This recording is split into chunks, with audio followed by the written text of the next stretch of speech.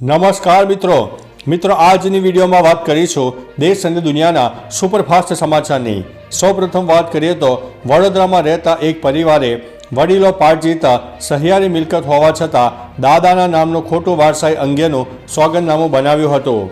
પછી બેંક અને LICમાં તેને રજૂ કરીને 55.36 લાખ ઉપાડ્યા હતા।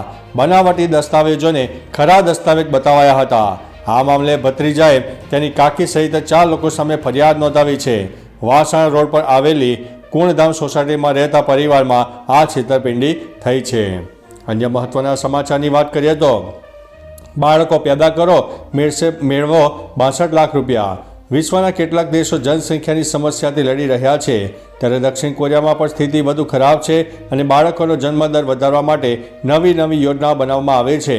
અહીંની એક કન્સ્ટ્રક્શન કંપની બિયોંગ ગ્રુપે ઓફર કરી છે કે તેના કર્મચારીઓને 2021 પછી જન્મેલા દરેક બાળક માટે 100 મિલિયન વોન એટલે કે 62.12 લાખ રૂપિયા આપશે।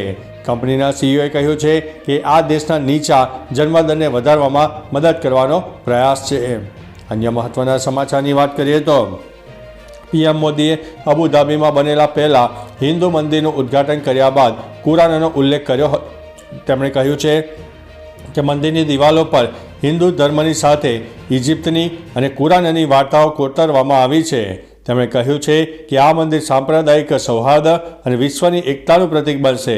અબુધાબીનું આ વિશાળ મંદિર માત્ર પૂજાનું સ્થળ નથી, તે માનવતાના સામાન્ય વારસાનું પ્રતીક પણ છે। અન્ય મહત્વના સમાચારની વાત કરીએ તો વધુ એક દેશમાં BAPS મંદિર બનશે। અબુધાબી બાદ BAPS વધુ એક દેશમાં મંદિર બનાવે તેવા અહેવાલ છે। ગલ્ફ દેશ બહેરીનમાં મંદિરના નવા પ્રોજેક્ટ માટે વિચાર ચાલી રહ્યો છે।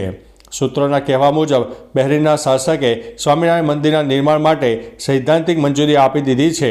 હાલ જમીન ફાળવણીની કામગીરી ચાલી રહી છે। આગામી 3 થી 4 વર્ષમાં એક ભવ્ય મંદિરનું નિર્માણ થશે। જોકે BAPS તરફથી આવી કોઈ સત્તાવાર જાહેરાત નથી થઈ। તો ચાલો મિત્રો, ફરીથી દેશ અને દુનિયાના સુપરફાસ્ટ સમાચાર લઈને મળતા રહીશો। ત્યાં સુધી અમને રજા આપશો। નમસ્તે।